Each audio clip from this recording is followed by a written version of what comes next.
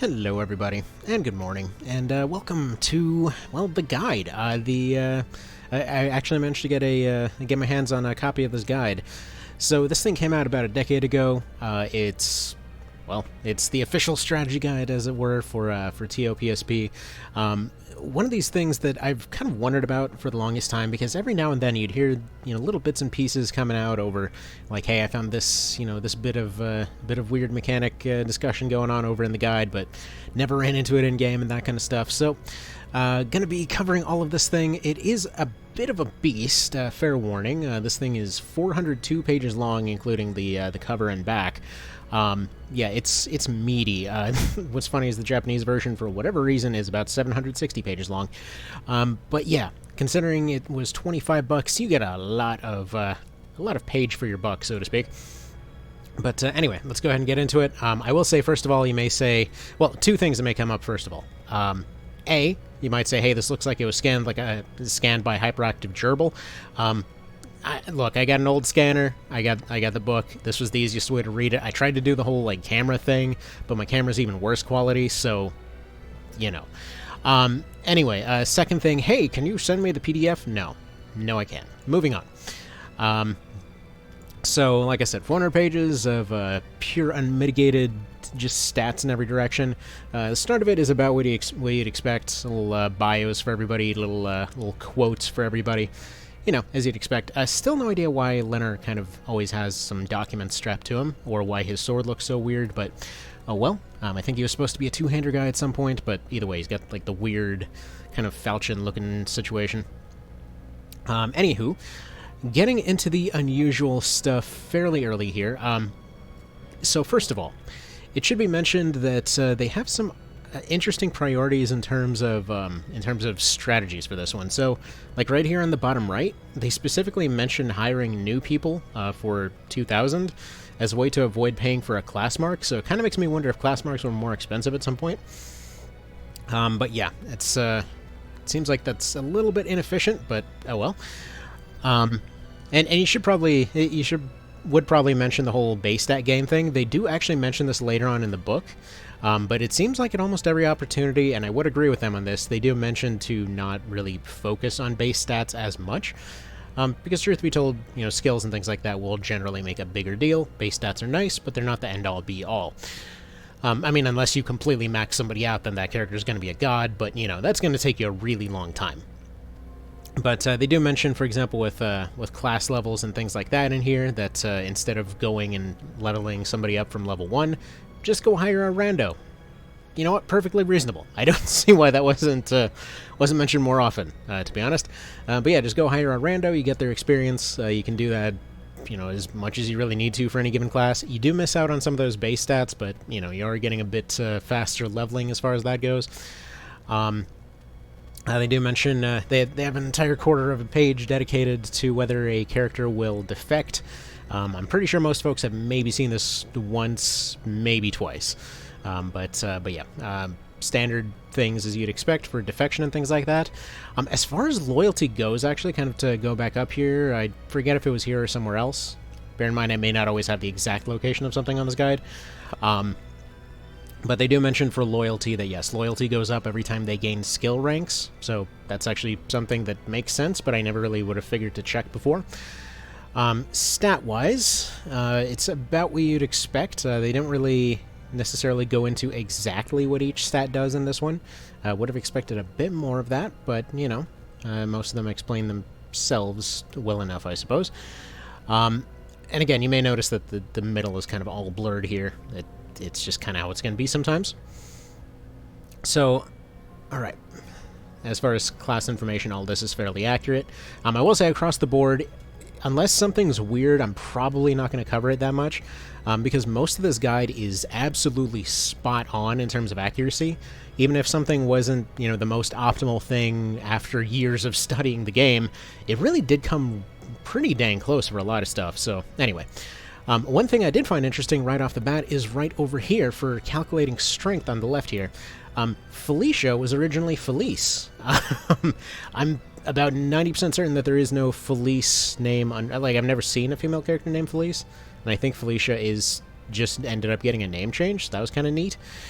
Also, over here on the right side, as far as luck goes, yeah, I know, it's also kind of blurry, but basically what it's saying is luck changes on each day of the Zedaginian calendar across a range of 35 to 65. Assigning skills and finding tarot cards can lower it below 35 or raise it above 65 across a full range of 0 to 100. Now, for skills, I believe they're pretty much just talking about Lucky Star. I'm not sure if there's any other ones that might potentially affect that. I don't know if any particular skills actually lower your luck by any chance. But yeah, number of stars shown is each one represents 10 luck. Although I believe it can actually go, up to 11. I'm not sure if that's a bug or if there's just one kind of given by default. Maybe I'm wrong on that, maybe I'm just crazy, but either way, yeah. So that was about as expected, although as far as anything above 65 or below 35, that was actually new information. I had no idea that was a thing. Then it gives you the full breakdown of all descriptions here for loyalty messages and things like that. As far as alignment, I would have mentioned, or hang on, let me see here. Yeah, their individual things change depending on choices made, battle behavior, and stuff that's acquired.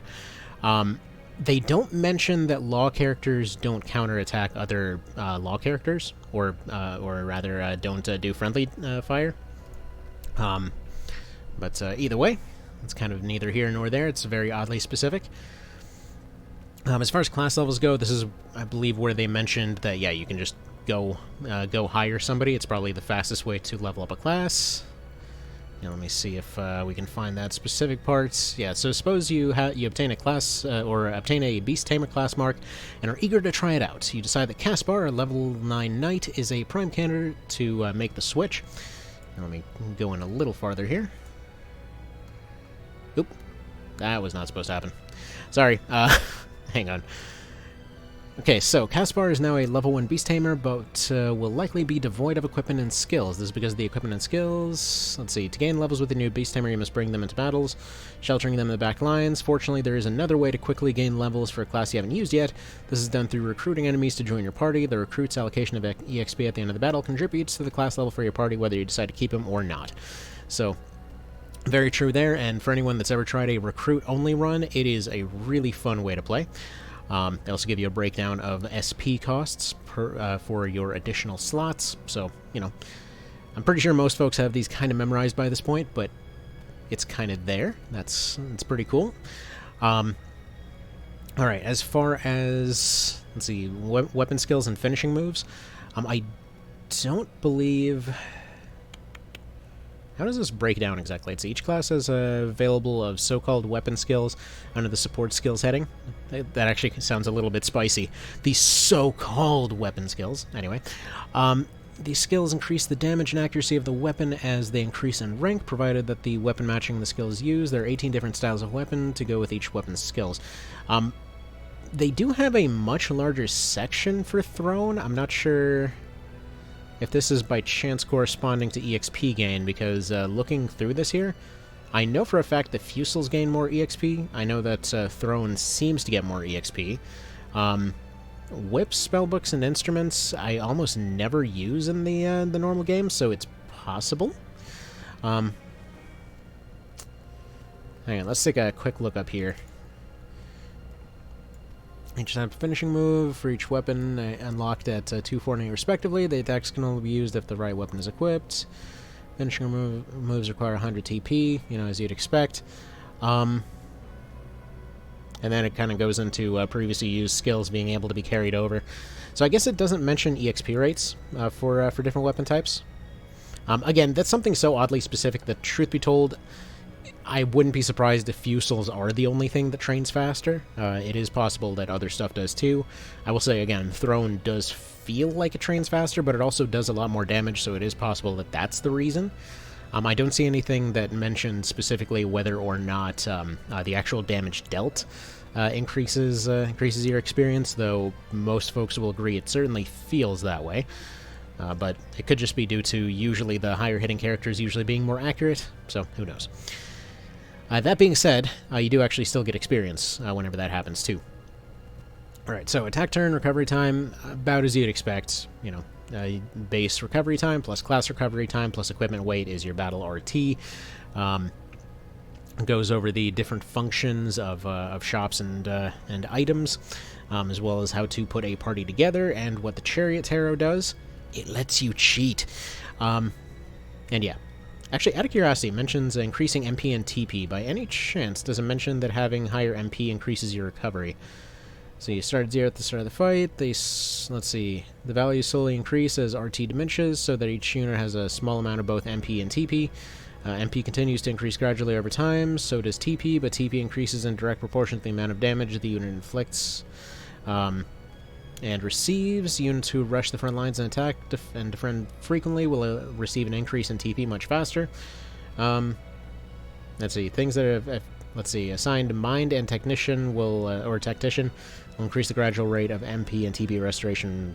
Oh, Expand Mind. Okay, that was just blurred out, because this scanning looks like it was done with a cabbage. But anyway, moving on. So, at this point, we get into some of the interesting stuff that that I really wasn't expecting for quite a while. I mean, okay, weather stuff, most folks already kind of expected, but let's take a quick look at the tiles over here, because I was told recently, well, somewhat recently anyway, it feels like this last month has been a year, so a lot of stuff feels recent. But yeah, each battlefield comprises a number of different types of terrain, many of which have an effect on movement and cost and accuracy of melee and ranged weapon attacks. But anyway, there's actually a melee and ranged accuracy modifier for different elemental types, but not all elemental types is the weird part. Like, I was specifically told that lightning apparently affects some of them, which is apparently not the case, at least not according to this. That would require more testing. But basically what this breaks down here is if you're a non-elemental, if your attack's a water elemental, if it's a fire elemental, or and basically, yeah, that's it. So for ranged or melee. So this basically means that yes, when you're stepping on water, you are getting a water element bonus for your for your water units. I'm pretty sure most folks kind of felt that it was there, but the UI never reflected it, so it kind of looked like they were always getting a penalty. But yeah, it turns out that you absolutely can have them have better ranged accuracy by having them sit in a swamp for your octopi and things like that, so that's pretty neat. So yeah, it's just water and fire. I'm trying to think, what would... like, for fire stuff, I guess it's literally just accuracy is the weird part. It doesn't really do damage, or it doesn't really do any extra damage. So I'm trying to think if this was maybe their way of trying to apologize to fire dragons for kind of being garbage. But even then, the bonuses barely exist for fire stuff. Kind of looking down here, let's see, for fire, it's... yeah, it's still worse across the board than just regular melee stuff. I don't know if these two stack, though. It's possible. It's certainly possible that they stack. So either way, that's kind of just there. It's kind of cool that they had it. But this is the one that was confusing folks for a while, as far as the Prevailing element system. And basically, yeah, it says battlefield can be affected by one of 8 elemental categories. Not every skill, or rather, not every battlefield has an element associated with it. Funnily enough, even Palace of the Dead is not dark on all maps. But the effect of magic and skills of a corresponding element will be slightly enhanced when they do. The elemental effects can also be changed by casting powerful spells like Sylphide, which is probably why, when the guy was mentioning it, he thought it was just summons that affected it. And when a certain elemental affinity is raised, the opposing element is reduced by half that amount. The relationship for each of the elements is shown below. This isn't exactly accurate. For light and dark, they raise themselves and lower the opposite. For everything else, they actually lower themselves and raise the opposite, weirdly enough. So the graph is right, the description is not. So for example, you cast air a bunch, you're boosting earth. You cast earth a bunch, you're boosting lightning.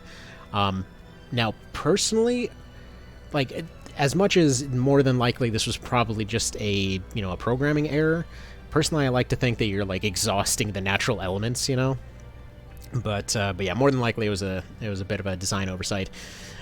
Anywho, I just thought that was kind of cool, and then they give you the full breakdown over each of these different days here, as well as the amount of health on all these different object types, so that's kind of neat. But yeah, This calendar, by the way, you can actually just find it in-game. So this is not the only place to find it. But moving on here. As far as conditions, yeah, if you ever wanted a full, easier breakdown, like I know I had the one for the for my site there, but this is definitely a far better looking breakdown of how they all work. This is seemingly using in-game descriptions. They don't seem to go into too many specifics for like different different interactions and things like that. So, for example, with Frighten and Charm and stuff like that, you can't be talked to. So, or rather, the unit can't be negotiated with. So you can't use recruit skills on them and things like that. Or does it mention the thing about poison and sleep? No, you just take damage. So it doesn't mention that anywhere. So, a main component of battle lies in the tactical use of inflicting negative conditions on your enemy and granting benefits to your allies. There are many types of conditions, and many have a counter effect. Conditions often can be removed or applied with spells, skills, and even items. Tarot cards are one way to apply a condition to the adjacent unit. The effect of most conditions disappear after a certain amount of RT is passed, or once a unit's attack turn comes around a certain number of times, so I'm glad they clarified that it's RT, not turns. The conditions may even randomly wear off. Nearly all conditions are removed as soon as the battle is over. They mentioned nearly all. The only exception is zombie, well, as zombie and deceased, I guess, but deceased wouldn't actually show up in the fight. Well, actually, no, deceased would show up in the fight. What I'm thinking of is, yeah, after they're completely dead. Well, actually, no, yeah, no, deceased would not show up in the fight, because, yeah, they would have to be incapacitated, and, yeah, whatever. I'm dumb, ignore that, moving on. They do mention that Nullify is affected by items and skills. So, for example, if you had Terrifying Impact, or rather, if you had Lament of the Dead, you could use that to remove and evade, meaning that in many ways, Terror Knights are actually one of the best counters to stuff like Hoplites. It is weird, like, if you have all of the classes at the same level at the same time, like, if you completely level locked everything, like, you would see a lot more use for some of the more niche classes. Like, honestly, lately I've been doing a few runs where just Terror Knights have been a lot more viable. It's just, you just gotta use them in very specific ways. Actually, if you have stuff like if you boost their debuff accuracy, they're actually pretty dang accurate once they get going. Anyway. So, post-battle spoils is about as you'd expect. Recruiting people, you get a choice over whether to see a yes or no. They give you the ratings for your tarot card boosts. So, yeah, it's 0.3 to 0.7 for almost all cards. Luck can go positive 20 or negative 20. 2 to 5 in terms of loyalty, and 2 to 5 in terms of, or rather 1 to 5 in terms of HP and MP boosts. And let's see here. They give you a breakdown over who can recruit what. So yeah, recruit is for humans. Anatomy boosts it. Knights and clerics. Actually, clerics can't learn recruit, so I wonder if maybe that was a kind of later change, because knights are the ones that learn recruit. Subdue for beasts, boosted with teratology. Beast Tamer gets that. Coax is for reptiles, herpetology, as you'd expect. Wizard and patriarch. I think Patriarch, yeah, that sounds right. Tame, Beast Tamers, as you'd expect. Seraph's Pact, I think that was the one that they mixed up, because it was supposed to be, yeah, this should have, okay, Recruit should have been just Knight, Seraph's Pact should have been Divine Knight, and then Cleric. So that's probably where the confusion lay. But yeah, so they can recruit fairies, they need Sacrology. Demon's Pact is for the Lich. Fey Pact is for the Vartan and Rogue. Master Undead is for the Necromancer, and Control Golems is for Warlocks. So, okay. Only one actual error found so far, so fair enough. I mean, one actual intentional error found so far. Well, does that count as an intentional error? Not really. It's one error that might actually do something found so far. Let's put it that way. This is a list of all the classes and all their different stats and things like that. So, for example, if you wanted to go down here and, you know, take a look at all of your dudes and see how they do stat-wise, kind of gives you a breakdown of who's the fastest. Let's see, base 40, so yeah, full Kurt, you know, Mr. Race Car, as it were. Gildas? Is that right? I could have sworn that Murden was faster than Gildas. I never actually checked. But yeah, no, apparently Gildas is actually faster than Murden. Is that meant to be, like, the guy's a womanizer joke? Anywho, moving on. Yeah, so let's see. Where's Ozma in all this? Did they mention Ozma?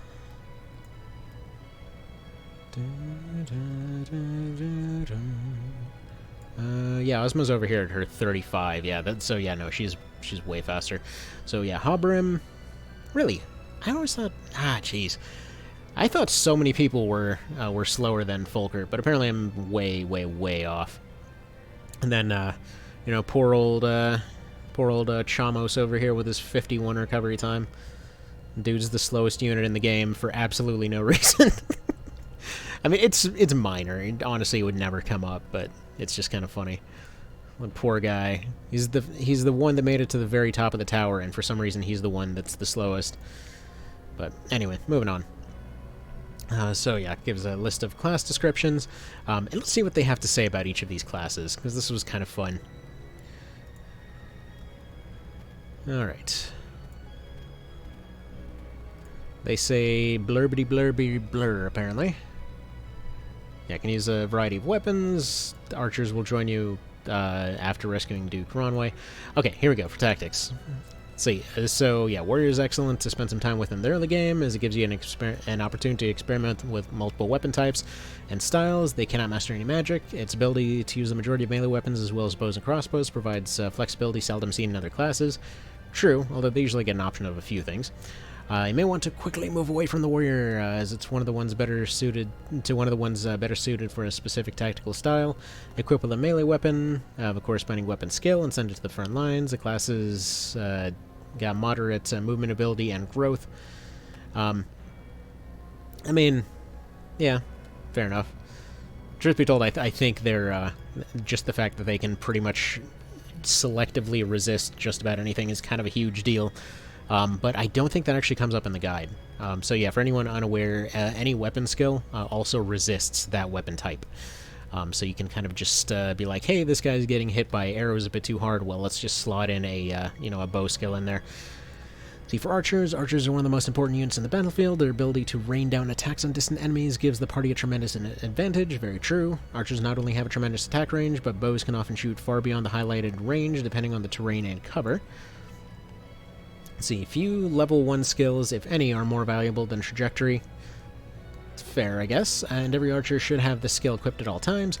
Beyond trajectory and the core weapon and racial bonus skills, it's important to focus on maximizing your archer's effectiveness at range combat. Spend your skill points on upgrading knockback, true flight, and fortify. Yeah, not wrong. Actually, hang on, let's take a look, because I completely missed the skill strategy bit here. Okay, so warrior casts no magic. Its limits on... Let's see, it's limited to being a frontline combatant. Assortment of skills prepare you for your most difficult periods of combat. Warrior has only 3 action skills available, but then again, so does everybody, so that's kind of rude. Mighty Strike gives you 100% accuracy and is a valuable skill early on. And let me zoom in a little bit so I can actually look past the dialogue box here.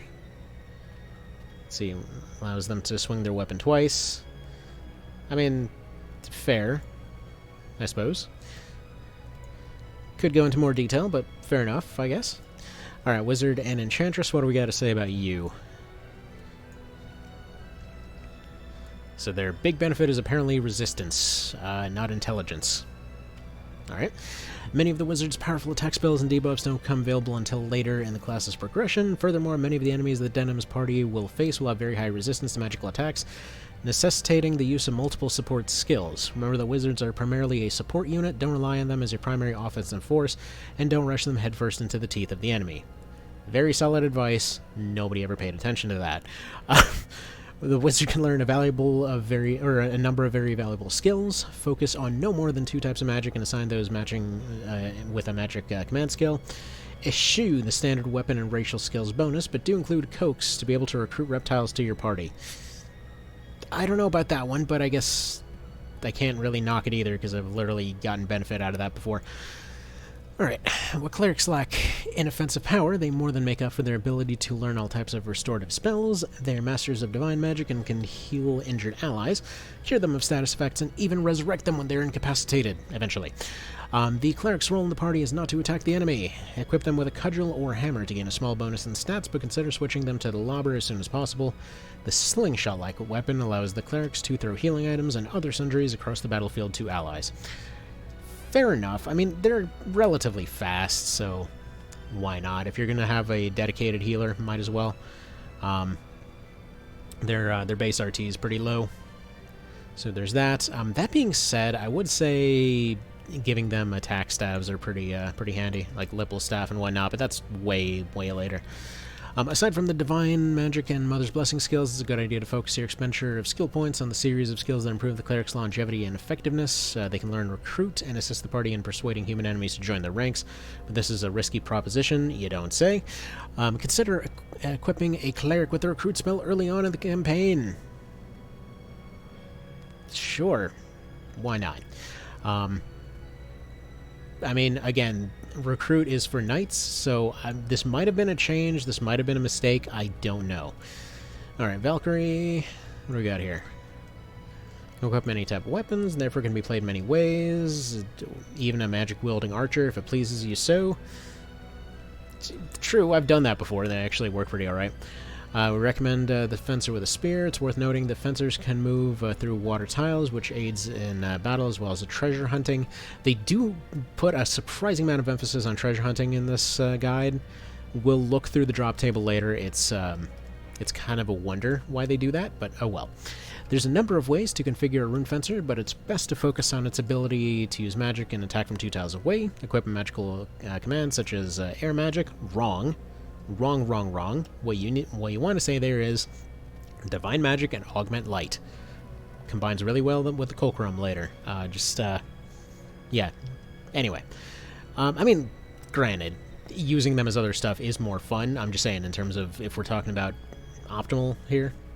See, Barricade skill grants them the ability to implement an excellent tactic in restricted spaces against certain units. See, I used to hate Barricade quite a bit, but truth be told, in more recent runs, I actually have started appreciating it more. It's not handy in terms of, like, hey, you want to specifically block off particular choke points, and I think that's why it oftentimes gets seen as useless. It's more useful as a, okay, I need to suddenly block off this flank over here for one reason or another. And it's just like, it's kind of an oh crap move, as it stands. Especially because HP Infusion kind of falls off later on. Alright, anyway, of all other classes, the Knight is probably the most common. Not really, but moving on. The Knight's relatively high offensive prowess combined with its abilities to cast some divine magic to create the ultimate frontline fighter, one that can heal his own injuries. Using the Knight in battle is very straightforward. Charge the enemy and don't stop till the last body falls. Well done. Divine Magic, a weapon proficiency skills, and racial bonus skills are worth equipping at all times. Beyond those initial 3, there's a lot of room for experimentation. Phalanx protects the unit from 90% of incoming damage until the next attack is in, but all but transforms the knight into a veritable brick wall, thereby protecting weaker units behind him. So they recommend a healer wall, pretty much. And especially recommend hammers, so yeah, fair enough. This is pretty solid. They're going for the slow tank build. Maybe go for some like light armor on that to make better use of phalanx to completely cheese out different stuff. All right. Oh, by the way, they do mention the early class mark drops too. So how to recruit? I can recruit a Terror Knight early on Chapter 2, or kill the Terror Knight encountered to receive a Dread Knight's mark. Dreadnought marks can be purchased at shops. So the first one you encounter is always going to drop 3, or at least has a guaranteed chance, if they drop a bag, to drop 3 class marks. So they don't really stick out in terms of any particular skills, though it's interesting to note that their avoidance is actually pretty high. Their avoidance and their strength are actually their most tied skills. I'm not sure if that's right, but alright. I mean, I guess they do seem to block fairly often. The Terror Knight boasts high offensive stats and the ability to wield two-handed swords. What really sets them apart is its skills. Okay. I gotta love how the description for Terror Knights is half as long as everybody else. There's more impetus placed on increasing the unit's defensive stats. such as through Fortify and Constitution. Increasing the Terranight's defense and HP is essential to making the most out of its Rampart Aura skill. Now, despite the fact that I've recently been going through and trying to, find a bit more in terms of, finding good uses for dead content, so to speak, I don't know why there's always such a big emphasis on two-handed swords being a benefit. They're relatively strong-ish, they're a little bit lighter, but yeah, in general, like hammer and shield I find works way, way, way better. I guess there's some okay, effects and stuff like that. Like I think it was the Claymore +1 gets the breach, so that's pretty strong with Terrifying Impact. But anyway, moving on here, Berserkers. So Berserkers boast the highest natural strength rating and slightly lower RT than Terranites. Unfortunately, they have the same low defensive ratings as the Terranite. What sets the Berserker apart, however, is its ability to strike multiple opponents when provoked, and also kind of to eat damage, but let's see if they cover that. The Berserker is a naturally strong, offensive-minded character, but it needs a bit of bolstering in terms of defense. Assign Constitution and Fortify early on, and spend skill points on upgrading those skills until maxed. All 3 of the Berserker's action commands are worthy of one of those 10 coveted skill slots. Fair enough, I suppose. I can't help but notice, like, I would honestly go for more dodge than some other things here. Like, even for the Terranite here, probably instead of Rampart Aura, I would probably end up going for dodge instead. Or maybe even just, like, pick one of them, just, like, either pick Lament or Fearful, and then just put dodge there instead. But either way, it's not bad. Next up we got Smasters. Swordmaster is one of the most unique character classes of all. Not only is it limited strictly to humans, but not as of One Vision anymore, but Swordmasters only have one weapon choice, not as of One Vision anymore. The two-handed katana. Swordmasters blur the line between the traditional roles of offensive support units, and with the right weapons and skills, Swordmasters can be positively lethal on the battlefield. To themselves, but okay. Swordmaster's assortment of action skills and moderate avoidance rating make it unnecessary to invest too heavily in defensive support skills. Make it necessary to invest... No, that's... yeah. Despite the class's weak defense rating, the Swordmasters have one of the most rewarding action skills of all classes, Preempt. Fair enough. I can't help but notice that they recommended knockback for archers, but they don't have the Preempt knockback combo here for them. Definitely get rid of... Hell, get rid of True Strike. I mean, they're accurate enough. I can't help but notice Swordmasters actually have 3 less avoidance than Terranites. Is that right? Okay. I mean, sure. I guess I always suspected there was something more to Terranites, but... ugh. So, Swordmasters, terrible at everything. Fantastic. Alright, so... man, my phone keeps going off. What is going on today? Everyone's feeling all super chatty.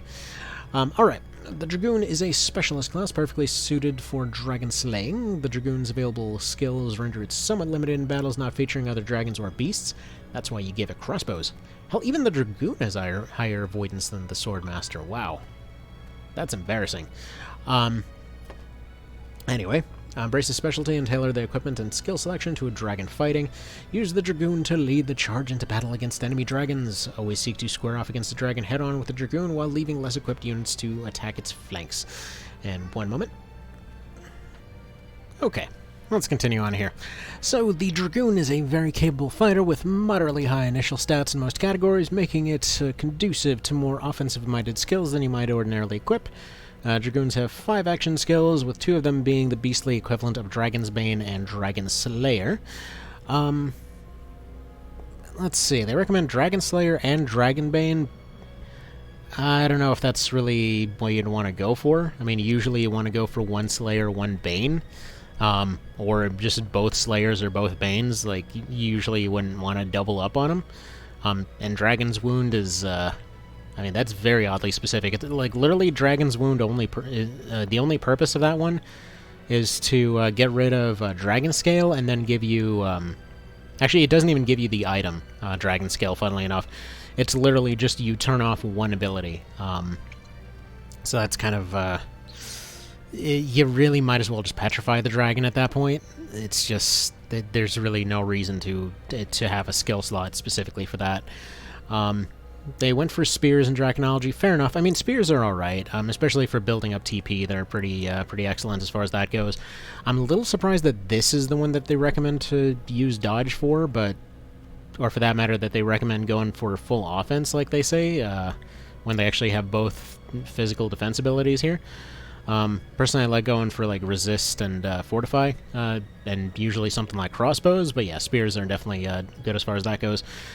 Two-handers are actually, I feel, also like usually two-handers wouldn't be recommended for anybody, but in terms of bonus damage and extra effects and things like that, the main thing that the Slayer abilities do is pretty much ignore defense.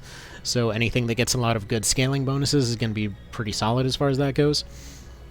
And interestingly enough, they actually will stack, so you can use a finisher along with a Slayer move.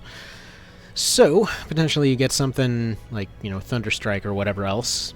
Could potentially have some interesting stuff. I mean, you could really just make the same argument for saying you might as well go spears and go for a ye old fun triple stab, but whatever. Honestly, any of their options are pretty solid. You really can't go wrong with weapons for a Dragoon there. Usually would just say something like crossbows for availability, or just one of their lighter options in terms of offense, but whatever. Either way, we're here to review the guide, not offer alternatives, so whatever. Anyway, ninjas or konoyoi, blah, whatever. Interestingly, their evasion is almost tied with the Terror Knight. I cannot get over the fact that that's 124 for them. I have no idea how I've never realized that, but I suppose it makes sense. The ninja's ability to move across the battlefield is without equal and should be a key component of any deployment of this class. Ninjas are not exceptionally strong characters, not true, and aren't necessarily cut out for long sustained conflicts, also not true. Where they truly shine, however, is in assault on forts and castles. You mean those things for strong characters that can last sustained conflicts? Cool. I'm just being mean. It's, honestly, it's just kind of a funny example. Anywho, one of the biggest assets the ninja possesses is its great movement range and very low recovery time. Put this to use by equipping two twin lightweight katanas and its double attack skill to launch attacks on isolated enemies before others can react. Of the ninja's three action skills, concentration is one of the most deserving of a permanent slot, which, yeah, fair enough. You can guarantee any of their debuff moves. Their attack spells are kind of it's one of those cases of you're either overpowering completely or they do nothing until you reach the tier 2s, which is just like that's basically pipe dream levels of endgame at that point. Yeah, this seems about right for the most part. Pretty standard go up and pretty standard lawnmower type build. I'm surprised Steel Stance isn't here though. Because that thing's pretty busted. Would probably replace True Strike with Steel Stance. It's just like stuff like True Strike tends to kind of almost become obsolete. Like if you're going against somebody with dodge, that's what True Strike is there for. But just weapon skills tend to overshadow that quite a bit. Anywho, again, there's really no way that all could have been known, like especially for how huge this guide is.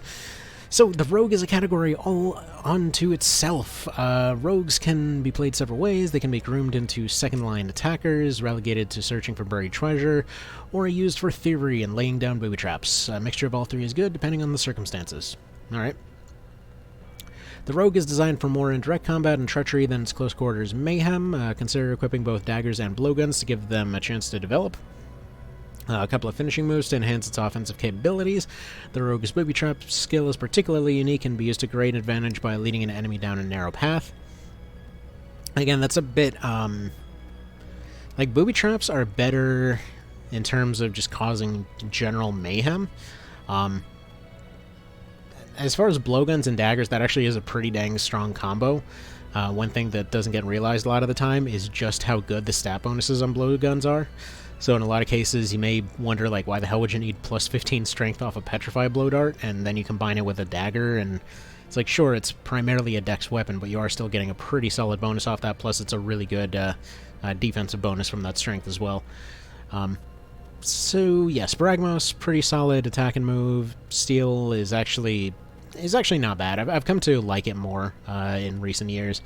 Doing a lot more vanilla runs, it does actually come in handy every now and then. Sneak attack, it depends. You basically just avoid defense if you're attacking from behind, but I think it's only like 25% defense or something. It's just kind of meh. I personally don't like sneak attack in either version right now. Booby Trap, so yeah, Booby Traps can be alright. I mean, it seems a little weird to, to go for sneak attack over anatomy here. That would definitely give a much bigger bonus. Or sometimes you even want to give them something weirdly specific, like, maybe herpetology or something like that, or teratology. Teratology works pretty okay, because you do run into beast units often enough that you still can train it up. Not to mention they usually end up getting griefed by griffins pretty hard, so not a bad choice there, but either way. They seem to like incorporating every one of the skills, so there's that. Again, unless it's Steel Stance, which makes me wonder where the hell Steel Stance is. Because that meant, like, for those unaware, the whole deal with Steel Stance is it basically renders the ninja invisible.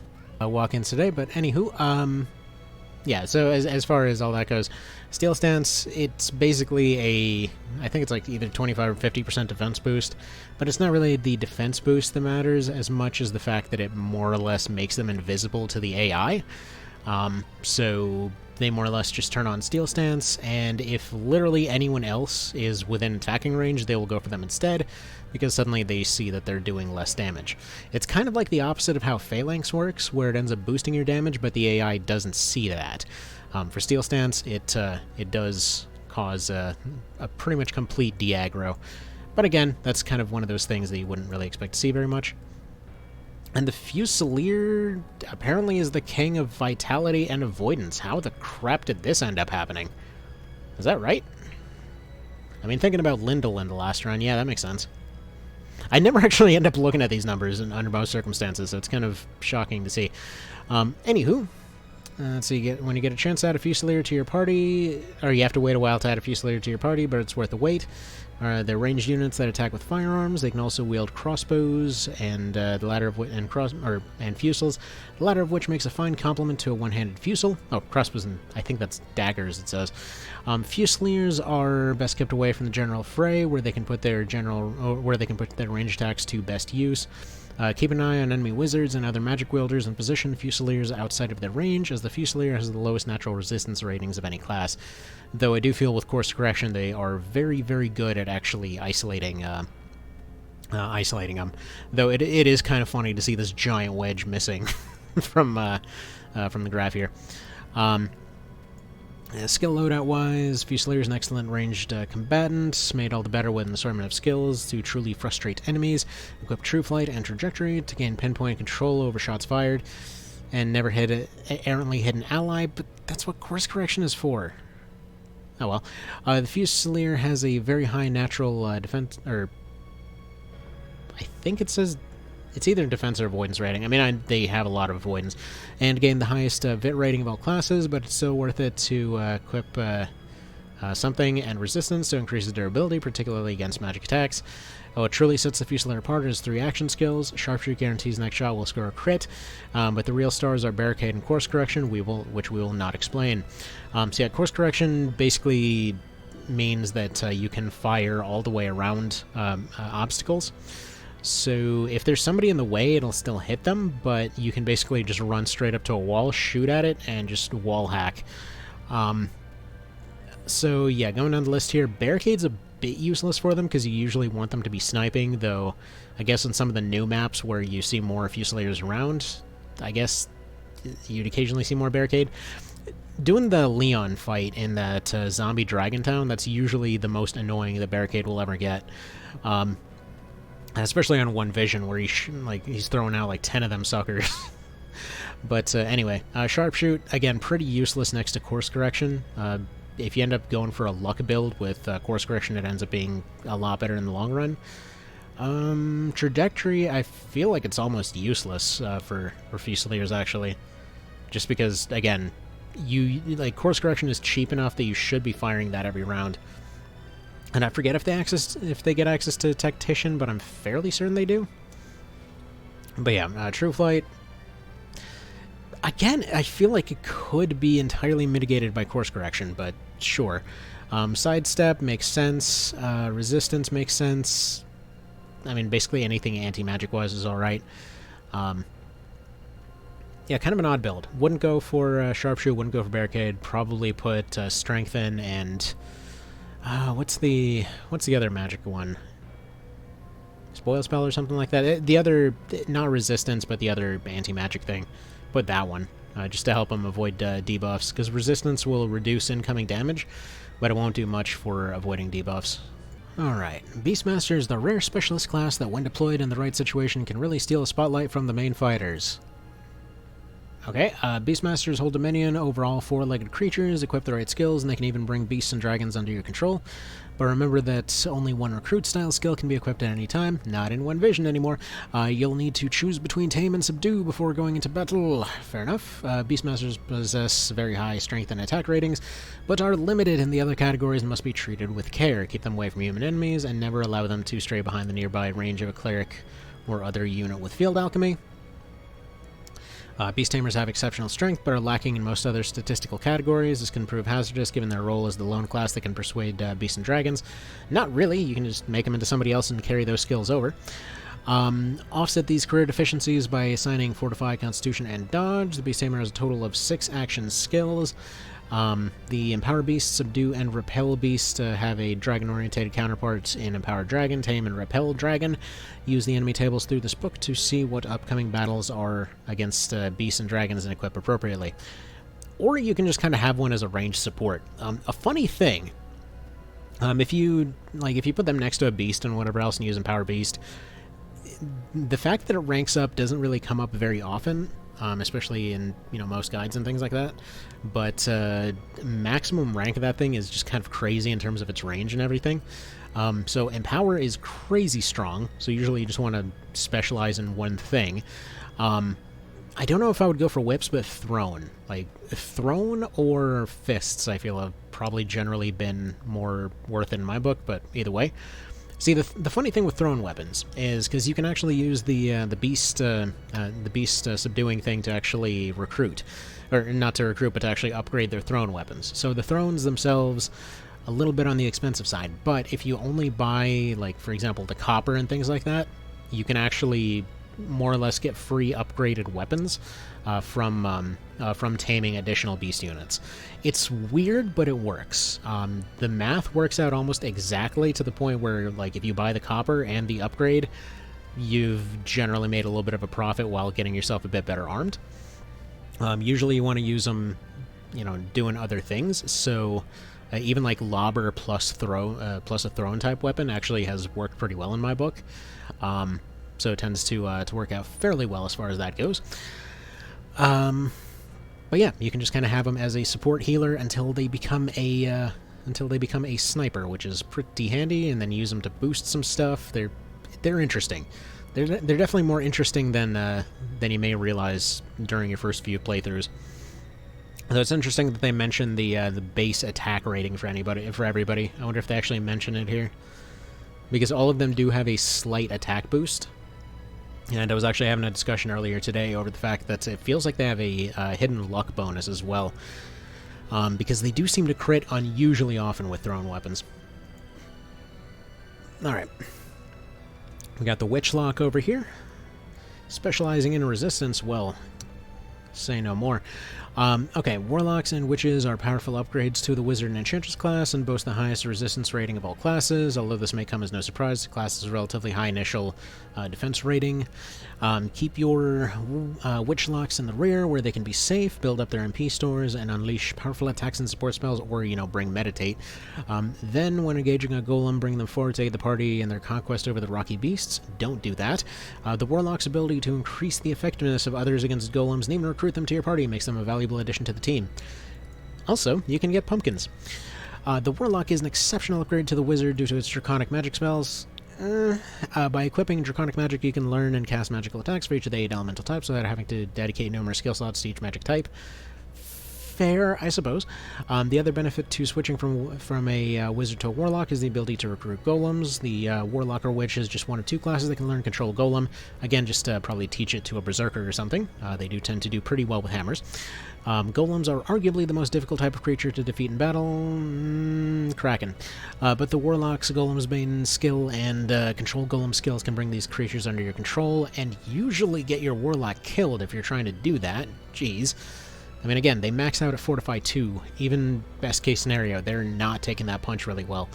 I really disagree with every part of this list as far as skills go, actually.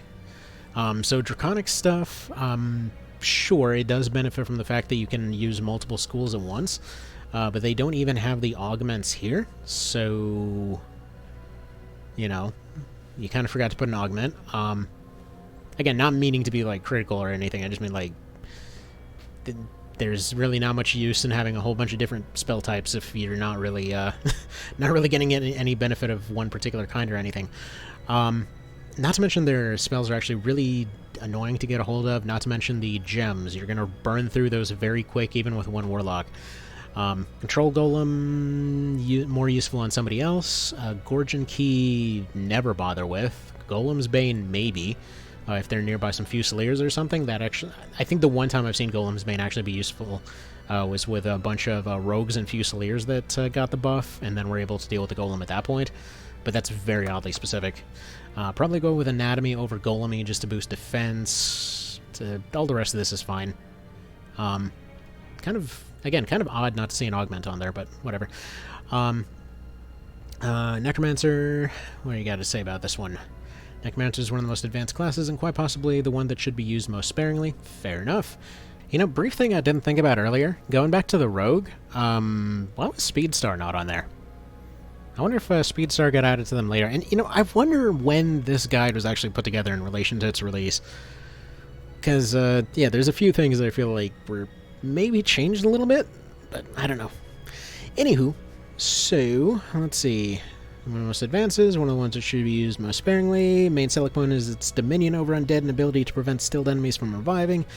These skills are a tremendous benefit at places like Palace of the Dead and during other battles that feature undead units. The Necromancer's high resistance and intelligence rating are certainly appealing, as its ability to use previously learned command skills. If you require a Necroapprentice's mark, which can be used to switch a Witch or Warlock to a Necroapprentice. First learned command skills such as Dark Magic, Fire Magic, or Lightning Magic. Very true, I have screwed myself on that before. Anyone who has potentially gone through and only recruited the one Galgastani one that you get on every route. Which, by the way, where did that info come from? That you can never get a Necromancer is what I don't get. It's like every guide since forever that I've seen online has always been like, no, there's only, you know, like one route that you can get any Necromancer marks before the end of the game. It's like you can find that guy on every route. It's not a problem. He's literally he's literally part of the story. Anyway. So, let's see, then assign the Necromancer to those battles against normal humans and beasts. Swap them for the Necromancer's exclusive skills when preparing to battle the Great Undead. I don't know how great they are, but alright. The Necromancy skill grants the Necromancer ability to cast powerful magic attacks, unlike those accessible to all but one other class. Many of the Necromancy spells contain dark elemental power and require a significant amount of MP to cast, as well as some vital organs. The Necromancer's main selling point is its ability to deal with undead and stilled units. Master Undead skill allows the Necromancer to raise stilled units. A useful skill if you want to fill the ranks of your army with the undead.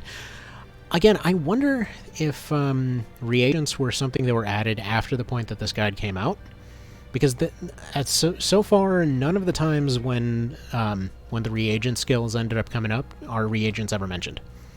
I guess we'll find out later, but it seems odd. Okay, Lord. The ultimate character class, able to equip any weapon he chooses, not true, and cast every spell in 9 different magic categories. The Lord features an increase in all statistical stats over the common knight, and perhaps none more than the dramatic increase in, or dramatic decrease in recovery time. So yeah, he does become way faster. He is still a bit slower than a cleric, but you know, he's still in the light category there. He doesn't get every weapon. He can't equip a lot of the dark stuff. I don't think he can equip almost any of the dark stuff. I know specifically because when I was doing solo, I wanted to do a Dark Spear build, and this class couldn't even come close to doing it. But anyway, the Lord class doesn't become available until after the main campaign has been completed. Not true. It only makes sense that there aren't any new skills for Denim to learn. As such, there's only one, First Aid. The other skills can be learned for Lord are of the many Attenuate skills and the various Proof skills that cost 10,000 skill points each. Or 100. Is that? I think that's the 10,000 ones. I can't read it for sure, but yeah, that's about right. Alright, who's this? A Ranger. Apparently specializing in Dex and Avoidance. Still only slightly higher than the Terror Knight. The Ranger can be an excellent frontline combatant with the right training. Rangers boost an above-average statistical rating in all physical categories and have the ability to strike with 2 one-handed weapons in a single turn.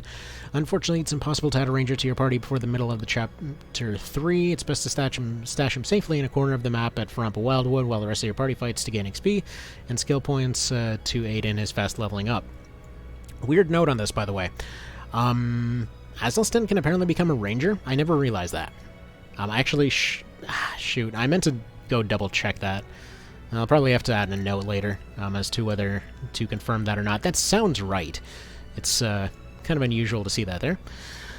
The Ranger is a sophisticated frontline combatant who resembles a more fully featured warrior. Your foray into the Ranger class will likely begin with a character already preferring the use of one-handed swords. What do I mean?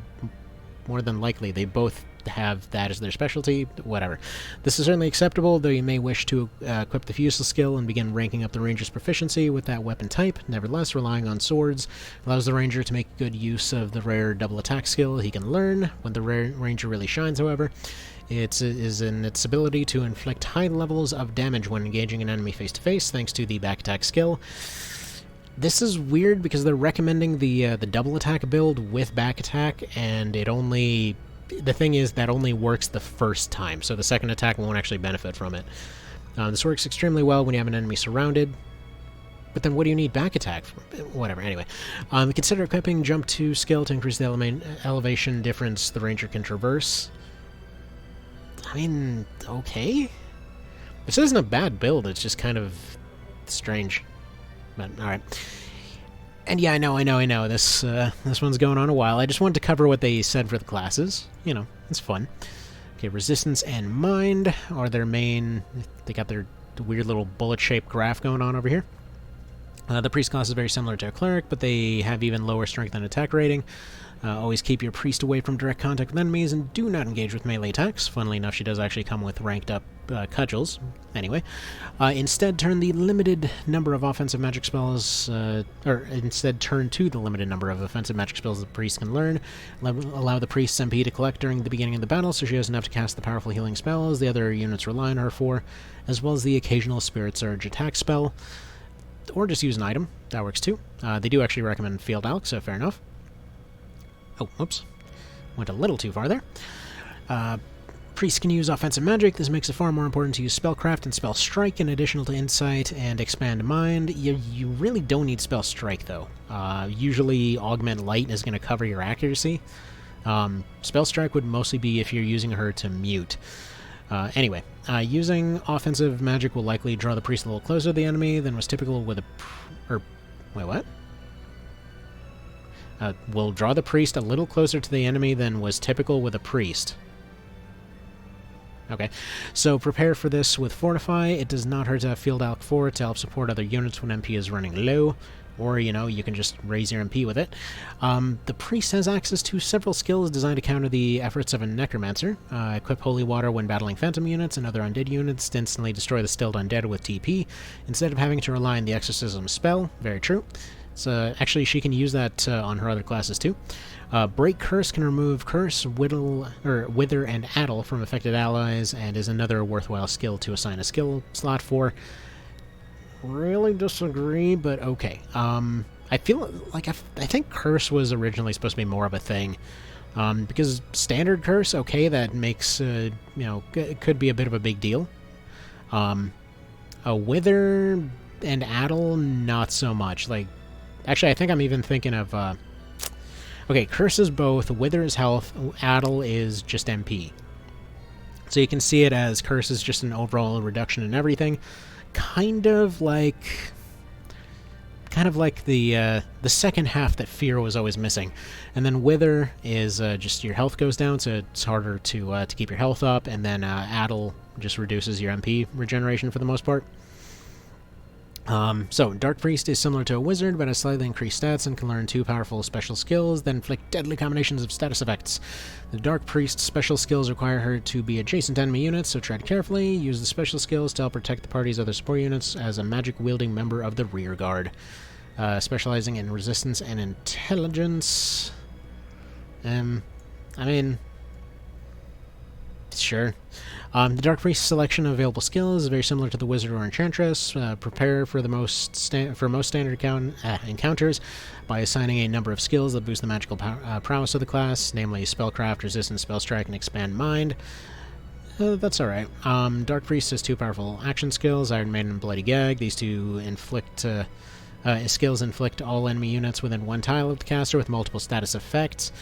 I'll probably just go with one of them, and probably Iron Maiden between the two of them. But it's weird that they're actually recommending for her to go with water. Huh. And for that matter, they're not augmenting water either. So probably just replace one of these two with aug water, and yeah, that's not bad. Just because water's pretty good as far as support goes. Maybe do earth and... well, I guess dark does a lot of what earth does. It's just more selective. Because you're already going for kind of an accuracy power build here. Probably replace one of... hell, maybe even replace the other action skill with Fortify. Actually, for that matter... I mean, if you're going for all this other stuff, she's already pretty much top tier as far as resistance. You can probably replace that with Fortify, because physical damage is going to be much bigger of a deal, but whatever. Details. Okay, Princess is almost entirely smudged out here. Kashra can become Princess until very late in the campaign, if at all, and we'll begin with a member of the royalty at level 1, immediately bring her into battle, and keep her out of the enemy's reach until she's been substantially strengthened. Until then, use her action skills to bolster the luck of allies, and come to their something if they're in need of cure or debuff removal. Fair enough. Let's either recommend Divine, Air Magic, Princess's Whim, Lucky Star, Auglite. Yeah, this seems pretty standard. Probably would go with Cudgels too, and then a Lipples on there. Only because A, 2 free casts, and B, you get a pretty solid finish out of that. Princess class gives Kashra the opportunity to add multiple magic types in addition to the Divine Magic skill, thus making her a far more valuable team member. Let's see, her available skills force you to embrace her role as being primarily a magic user, as the princess is incapable of learning any weapon proficiency skills, but she can transfer them in, weirdly enough. I kind of would have expected that to be mentioned, but yeah, it's, I think, like swords, axes, some hammers, and I want to say like crossbows for some reason. Anyway, they can both learn Recruit and Fate Pact skills for persuading humans to join the party, but recruitment is best left to those units who are closer to the enemy. Instead, assign Princess's Whim and Lucky Star skills. Sure. Alright. Okay, Vartan. What do we got for Vartan here? Specializing in avoidance. Canopus is a great unit and difficult to enter the battle without him. The Vartan's ability to fly, combined with its low recovery time and naturally high avoidance rating, and proficiency with bows and crossbows, makes it a near-perfect combatant. Strong disagree. The unit's ability to fly far and high during each turn all but guarantees you'll get a clean shot at your target. This penchant, or penchant, I saw somebody pronouncing it recently, for getting an unobstructed view of the target makes the Vartan especially suitable for crossbows. I would say more for bows, but sure. Mostly because with bows you kind of get a bit better benefit in terms of being able to charm. And charming the back row is pretty useful. Let's see, waste no time in gaining experience with a crossbow skill. You'll be using it a lot, and the finishing moves it unlocks will win you more than a few battles. Invest skill points into the Fortify skill or Spell Ward to bolster the Vartan's defense, rather than focus on upgrading his attacking prowess. If you're going to equip a class with Fey Pact, make it the Vartan, as fairies are quite difficult to pin down and you need a unit with great mobility to keep up. Both Alcohol Winds and Huapongo require the Vartan to be within 1 tile of those he's trying to affect, a requirement that runs counter to the nature of the Vartan. See, even the guide was critical of that one, yet for some reason, there they are. Just because Araverse isn't super useful, but let's see. As far as all this stuff goes, air magic, no. Fey Pact, maybe. Elcolas, probably no. I think Huapango is probably... I forget which... I always get Huapango and Elcolas mixed up. Maybe Elcolas is the second one, because I know Huapango is the one I always want to go with in one vision. Crossbows are alright. I would probably replace air magic with Aug Fire, though, because Aug Fire, Brimstone Hail is just comically strong. Anatomy, counter, strength... Where's strengthen? Dude, you don't put your Elcolas and you forget your strengthen. Tisk tisk. Anyway. Alright. Moving on. White Knight, what do you got to say about this one? So he specializes in Vitality. Use a White Knight just as you would a standard Knight. Rush him into the front lines and quickly slash through the weakest nearby enemies. Another tactic worth employing, particularly on maps with narrow bridges and choke points, is to use an upgraded Rampart Aura or even Rampart Shadow skill to halt the enemy's progress so your archers and wizards can attack from a safe distance. Fair. Let's see. White Knight's defense and vitality makes them an excellent frontline combatant. Capitalize on this by equipping Rampart Aura and counterattack to not only halt enemies in their tracks, but guarantee that they pay each time they try to attack. Where is their stun? I think it's like Stun Blade or something like that. Where's that? Where's their stun move, man? So yeah, they get a action move stun buff, which isn't here. Velocity shift, sure. Rampart Shadow, sure. Guardian Force would strongly disagree because you're kind of using them as your frontline wall, so they should be out of, hopefully out of range to use Guardian Force. So yeah, probably replace that with their stun move. But other than that, it looks okay. They don't really need Fortify. They are pretty much already all armored up. Shaman, let's see, Mind and Intelligence. Shamans are the masters of all of the elemental magic and can learn every elemental spell, including the rare Apocrypha. Shamans also have better statistical ratings than Warlock, including better defense, larger movement range, and even a slightly faster recovery time. Nevertheless, the Shaman should be deployed much like other magic wielders and kept out of range of physical harm. Shamans can master every elemental spell. Furthermore, they have a naturally high defense rating and HP maximum that serves to reduce their fragility. This allows you to focus on maximizing their already considerable magical prowess with Spell Strike, Spellcraft, and Channeling. One thing that can spell a Shaman's demise is being silenced. Costs a lot of skill points, but it's worth saving up the 10k needed to purchase the Silence Proof skill. No, it isn't. Just put a Wizard hat. Like, literally, even the standard version has Silence Proof. It's kind of weird, actually. Okay, air and magic, but for some reason they want to resonate both of them, which I really would... I mean, that's not going to be a great idea. I mean, unless you're trying to stack the whole thing for elemental boosting or something like that. Like, given what we know about it now, it's probably better to just equip the opposite resonance and use the resonance on turns that you're not attacking in order to boost the actual attack of your main spell moves, you know. And then probably... I mean, Nature's Touch is always going to be good. Nature's Whisper is more so a spell used for testing, so you don't really need that on there. Probably replace the other resonance with a Meditate, because I'm like 90% certain they can learn that. If not, then that should probably be a Field Elk, so that they can kind of do some plants. All right, Wish, or Wiki, or Witch, or whatever you want to call that, specializing in that stuff. Let's see, it's not unlike the Wizard or Witch, a Warlock class, other than several action skills and unique special skill called Stirring Kiss. Though that's before the class's level is high enough to warrant replacing something, Witch's ability to learn a control golem skill is honestly not very useful. Support skills are not unlike that of the Witch. Deneb's, I think, not just the shopkeeper is what that says. I really should be reading along with this in the paper version right now. But the Wish does not have, or does have several new action skills. Control Golem, why? Meditate, sure. And Magic Time is awesome. So basically Spellcraft and Spell Strike, thus eliminating the need to use skill slots. No, it isn't. No. You equip both of them and you stack them and then she nukes things. No! Alright, this one was one that actually kind of surprised me and what made me redo one of the classes for when we were doing that class tournament. And I realized that one wants to be finished up, but due to how long it was taking, by the way, I'm actually thinking I'm actually going to put together like a whole compendium of every class fighting every other class and just kind of share the results. because, yeah, the way that we're doing it is going to take years. Anyway.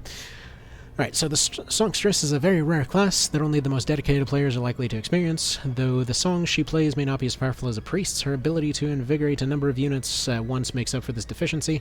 Lastly, don't overlook spells like Weakening Droppo that can be used to inflict debuffs on the enemy. The Songstress is essentially a magic wielder, but she only casts her spells by playing music instead of chanting magic incantations. Be sure to allocate several skill slots to Spell Strike, Spellcraft, and Absorb MP. Now you might be saying, wait a minute, what the hell, Spellcraft? Literally none of her skills use Spellcraft. None of them can benefit from it. True.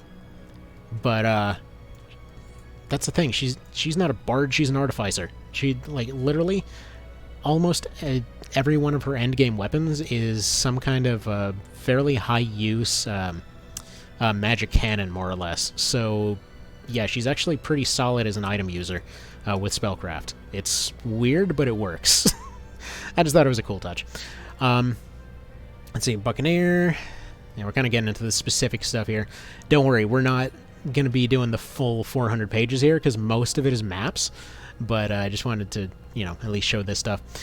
Buccaneer can equip a number of weapons, including fusils. Take advantage of this by equipping him with a one-handed sword, as well as a fusel or one-handed crossbow.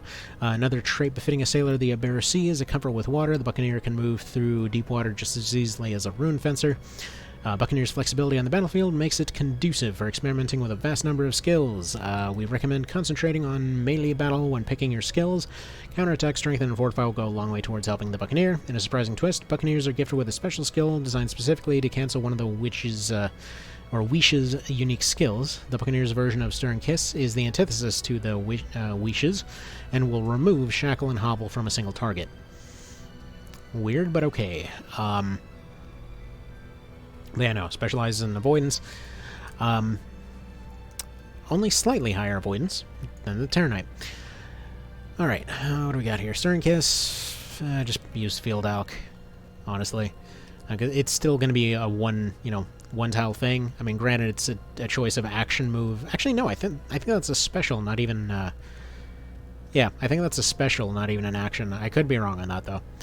Speedstar... Yeah, no, that is a special. So you'd be giving up your turn one way or another. That should be Field Alch. So Stir and Kiss is pretty useless. Evade is amazing. Back Attack is not so amazing, but on him, why not? Speedstar, pretty useful because he's going to be running some heavier equipment, ideally. Just basically, he's a fencer. I mean, this certainly works. Alright, next up we got the Knight Commander, specializing in resistance. Sure. The hybrid class combines the best elements of the Knight, Rune Fencer, and Dragoon into one deadly class. You forgot the Warrior in there, but okay. Groomed the Knight Commander to be a well-rounded frontline combatant, but no, she can be tailored to be a dragon fighting specialist. Why bother? Keep her safe while the class levels up, and rush her to Denham's side and watch the enemies cower in her wake. Very accurate. Knight Commanders are a terrifically powerful class. So they say they... I mean, I guess technically the rest of her squad, sure. But extraordinarily difficult to fully level up. Funnily enough, actually, the AI-only Knight Commanders are a different version of the Knight Commander. They don't use the same skills. Let's see. Equip Constitution, Strengthen, and True Strike to bolster Knight Commander's performance in melee combat. Knight Commander's assortment of action skills is a hodgepodge of skills borrowed from other classes. Earth Magic, why? It's super random because there's only one of her. She comes with Aug Ice at like rank 3 or something. Why the hell would you go for Earth? I'm not clear on that at all, because, I mean, she doesn't even need Fortify. So, strange. Anyway, because, I mean, like, the ice stuff, you could say it's, you know, just for plinking and raising your experience with it. Mighty Impact, not bad. Ivory Tower, she rarely gets taken out by that kind of stuff. Intimidate, not bad. Two-handed Swords, why not Whips? I mean, she's got a unique finisher with Whips. I don't know why Two-handed Swords, but okay. Rampart Aura, sure. Counterattack, Strength and True Strike Constitution, sure. I would say Ivory Tower is fine. Mighty Impact should be double attack. Earth Magic should be ice magic. Intimidate is... whatever. But, yeah. Probably replace this with Whips. Maybe replace one of these, or even replace magic entirely with... well, she should have Aug Ice already, so one of those needs to be replaced. Because, Because, yeah, she's really, really strong with ice. Especially, like, even going for, like, one-handed sword, or double ice blades and stuff like that. Pretty darn good. Alright, now we're getting to the ones that I really wanted to get to this for. So, Liches, specializing in intelligence and resistance once again. The Lich is a spectacularly rare class that only the most dedicated Tactics Ogre fans are likely to uncover. The Lich can be groomed into a very powerful magic wielder with the ability to cast necromancy spells, recruit Umbra units, and even protect the entire party from magical attacks. The catch is that gaining a Lich, you are actually turning one of your units into a Lich rather than recruiting a new unit. You can actually just recruit a Lich, but that's fine. The Lich is a very powerful mage class with superb resistance and intelligence that go along with a respectable mind rating. The Lich is the only class that can learn the Demon's Pact skill that makes it possible to recruit an Umbra. Salvation skill divides the Lich's MP among friendly units within 2 tiles if it has more than 50% of HP max, otherwise it absorbs MP from surrounding units until the caster has the maximum. They didn't actually mention the Reflect skill on there, so yeah, Reflection, really strong, just pretty much reflects all stuff that's coming in. So that's pretty darn strong. Salvation's weird, because it's kind of hard to plan around, but it could allow for a sudden nuking type situation. They're a little bit iffy for how much you have to go through to get them, but, you know, they've got unique skills, so there's that. Now, this is probably the funniest one on here. So this is one that I noticed pretty much within a few seconds of reading this guide. So this rare class is essentially a combination of a Vartan and a Priest, mixed with the ability to cast the most powerful draconic magic and given 5 special skills that can instantly turn the tides of any battle. The only thing the Divine Knight can't do is cast healing spells. The Divine Knight is also particularly useful against skeletons and Umbra units. The Divine Knight is a complex class, and quite possibly the most dominant of all. And that it's capable of being played in a number of manners. The Divine Knight has 5 special skills unique to it alone. These skills are actually hymns that can sing in the Divine Tongue to unleash grave attacks on multiple enemies. What they're trying to say is that this thing is like the epitome of jack of all trades, but they were kind of just randomly shuffling through options and didn't actually read any of them. I mean, they're good for having a flying archer late in the game, I suppose. There's that. You're pretty much limited to one-handed swords. Hammers, sure, kind of, but they're a bit too slow for that. It's like pretty much limited to one-handed swords, which, fair enough, they have been that for most of the series. They're not actually very good at casting a lot of their stuff, since a lot of the spells that they do have access to would be stuff that would use Mind, which they don't have a whole lot of. On top of that, you can only get one at one... Well, you have to go get them one at a time. It's a really laborious and annoying process unless you're just recruiting them. Stuff like... I think it was like Umbra Bane or something like that, where you just basically do more damage against orcs or whatever. It's way too oddly specific. And most of their hymns are also very, very, very, very, very specific, though Mass Charm is like the one thing that they can do well. They're effectively a human-sized fairy. So really you're just better off getting a fairy. So there's that. Alright. So okay, this one's running a bit long, so if you want me to cover a lot of these other ones, we can do that. I just really wanted to get to that Angel Knight. Didn't realize how long this was running. But yeah, they have this for everything. I'm actually curious about the Cyclops real quick here. Does it mention that it's basically a better Terror Knight? Cyclops is the king of all beasts, a unit with exceptional resistance to magic and the strength to win almost any battle. Its size and ferocity mask the Cyclops' secret weapon, its unexpectedly high intelligence rating, and ability to dabble in magic. Nevertheless, the Cyclops is a melee fighter that excels at close range? No, it isn't.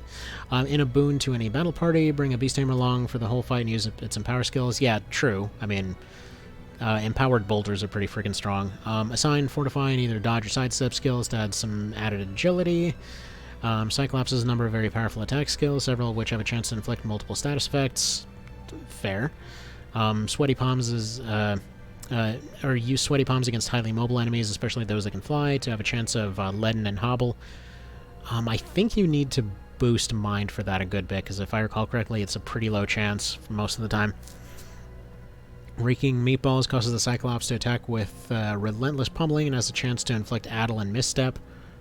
Does anyone want that? Other special skills are Stinky Feet and Pirate Breath are also not to be missed, but they will miss a lot of the time.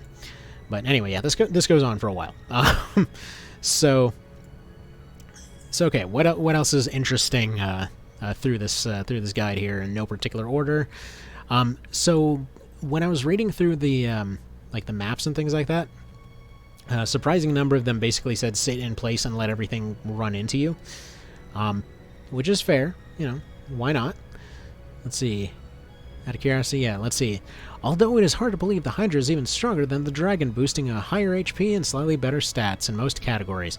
Hydras aren't easy, but the effort is well worth the risk. Charge a Hydra straight towards the opposing enemy's strongest melee units and attack strictly with bites until the TP meter is full, then unleash a devastating special attack. Fair advice, though... hang on, what does it say for skills? I'm curious. Because I wonder if they got nerfed later or something. So yeah, the same attack skills as dragons, as well as Tail Slash, Dragon's Eye, and Toxic Breath should be equipped in a similar style. Hydras also have 2 Poison Breath special skills that inflict dark damage along with a chance to poison. So poison's good. Scaling off dark is good. Again, they're kind of just suckier dragons. I don't know why they're consistently talked about as if they're better. Alright, so walkthrough-wise, double-check this. This whole chart over what gives you how many points for what, unlike OB64, does seem accurate. I believe they actually do mention... Do they mention during this? I forget if they mentioned the Warren Report here, but the Warren Report does tell you at this point that somebody else tried to do the actual ambush that you tried to do at the start, and they died. Buy spells and learn them early.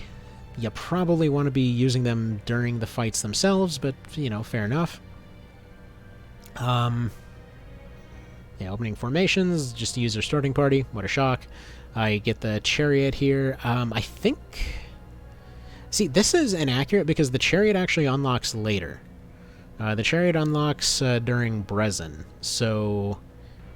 Yeah. Actually, no, wait, I'm stupid. No. I'm just dumb. I think hang on. When does Chariot unlock? It may... Okay, never mind. I'm stupid. It does unlock during that part. I'm thinking of the AI function. Sorry. There were a lot of times when I tried to skip one or the other being unlocked.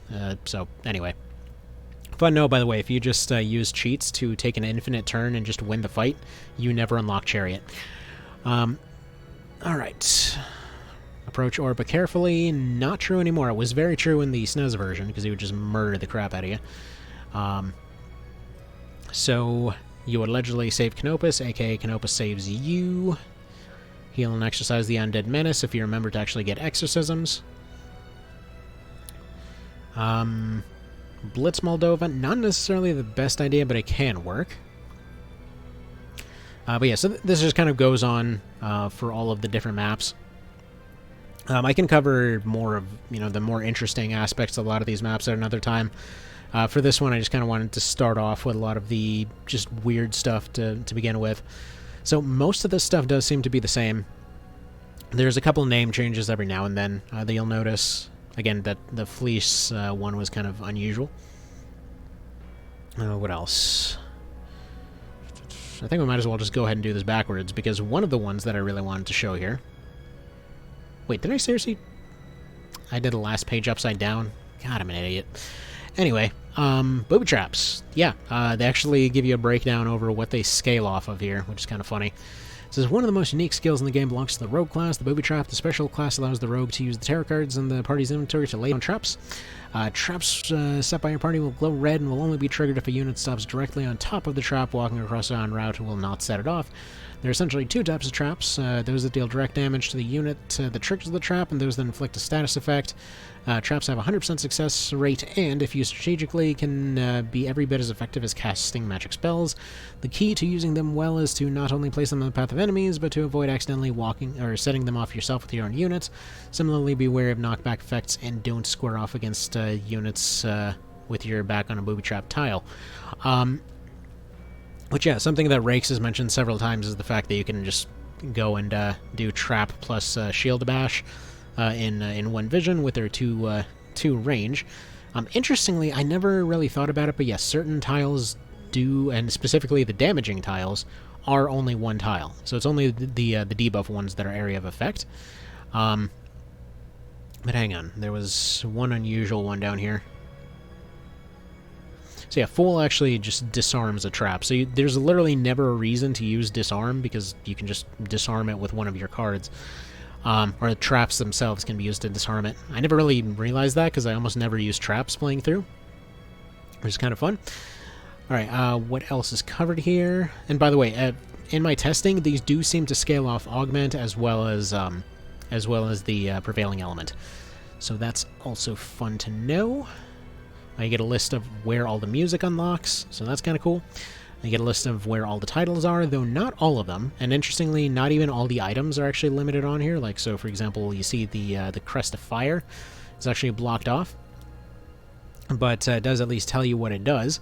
The cool thing about all this is, and it actually mentions this elsewhere, elsewhere in the guide, but they basically say, like, hey, don't try to exactly plan out every single item and every single class and every single fight that you're going to do, because you will basically burn out. So maybe don't do that. Here's some mystery. Here's some stuff that you don't know. Though it is a little funny that for some of the stuff in Palace of the Dead, like, I'm pretty sure these two are even acquired on the same map. But, anywho. Yeah, the band. Actually, no, wait. The Bandishmaki and the Petronel are the ones that are acquired on the same map. This is what's it? The Snub Fusel and the rifle, or the long gun rather. So I don't know. It's just kind of cool to have all this stuff. I always appreciated these little sections. The FFTA guide actually had this as well, which I don't have that one anymore. Otherwise, I would go through that one. It was the. This is actually only the second guide that I've ever picked up. Just kind of go over here. But alright. So I think that more or less covers most of what I wanted to cover for this first one. It was interesting to see what they covered for those weapon types. It's interesting to see, or sorry, the class types. It's interesting to see some of the stuff that might have worked differently at some point. There's really not many mistakes in this guide at all. It's a really, really well-written guide, all things considered. Especially considering when it came out, they had almost seemingly very little actual player data to go off of. So, you know, they definitely did nail a lot of stuff in terms of potential ideas. So yeah, really solid guide, really, really meaty guide. Funnily enough, it doesn't give you steel tables anywhere, but it does give you lists. Like, if you look at all the maps here, if we kind of go over to this right here. Oh, that's actually the last thing that I want to cover, too.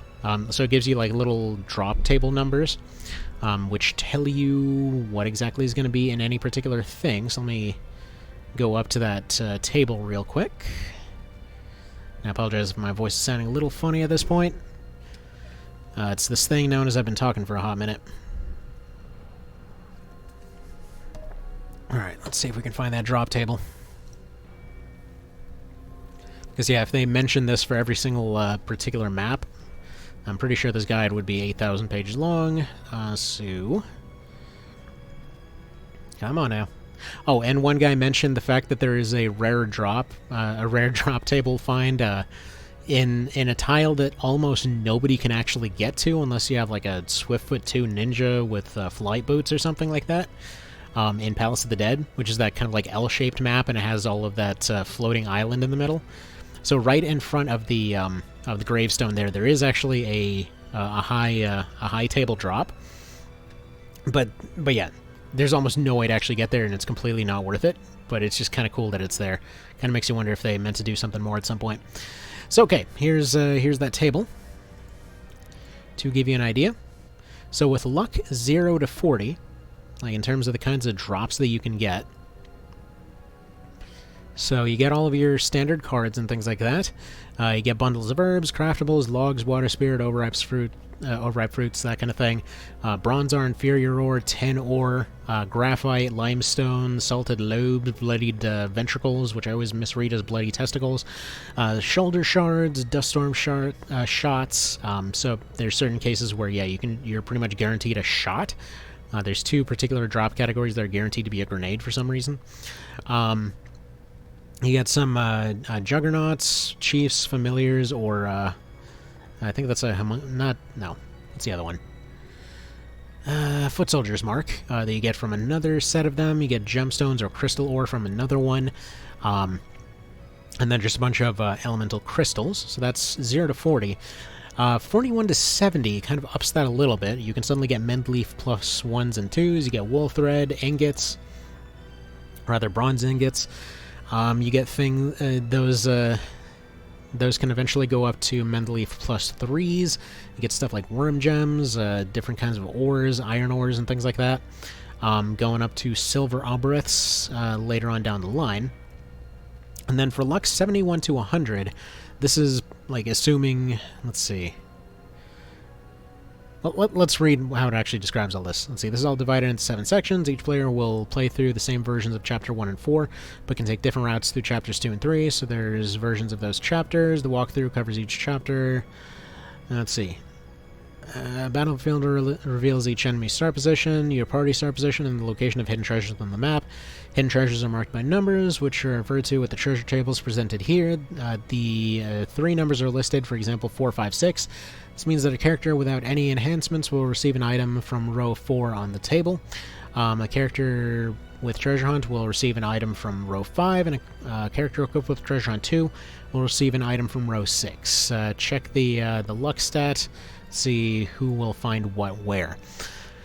So for example, yeah, if you max out luck and things like that, you pretty much just get Songstress scores, Fruit of the Sage, and Adept plus 1s, which are pretty okay. Iron ores, silver ores, you get some dragon marks and things like that. Ashmedai's Grog, which I think you have to craft normally. You get Blessing Stones, Hallowing Stones, Charms of Remission. Still, though, this is like... this is all fairly basic stuff. I'm not sure they're making a great case for, Treasure Hunter 2 here, but,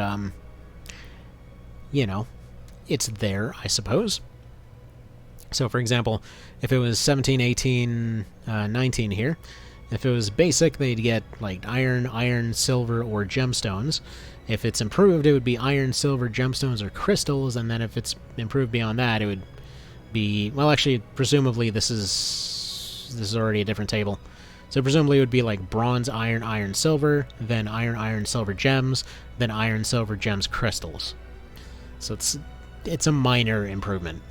But at any rate, that'll really just kind of cover that for now. There's so much more to read about this one. We can go into more interesting stuff off of the maps themselves and things like that. But there's if you happen to to be looking for one of these down the road, it is real pretty to look at. I will say I'm a little bit surprised by the fact that the pages kind of felt a bit like tissue paper. I thought I was going to rip this thing on multiple occasions. But you do get maps with full breakdowns and graphs on literally every single map, as well as even store breakdowns. So it's a very well written guide. I'm fairly certain the only way they could possibly get that $25 price point was with kind of going down a little bit on the main page quality, but overall, you just got to be careful with it, and I'm sure it's fine. But yeah, otherwise the thing would have been the size of friggin' War and Peace. But alright, that'll be that for now then. Thank you guys for taking a look at this thing. I know it's taken quite a long while to get here. Yeah, if you want any specific thing researched in this thing, let me know. Realistically, it's probably going to be a while before I get to continue on with a lot of projects.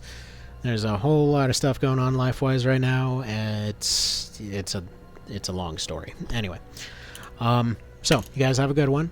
I'll see you later, and have yourselves a good one. Take care.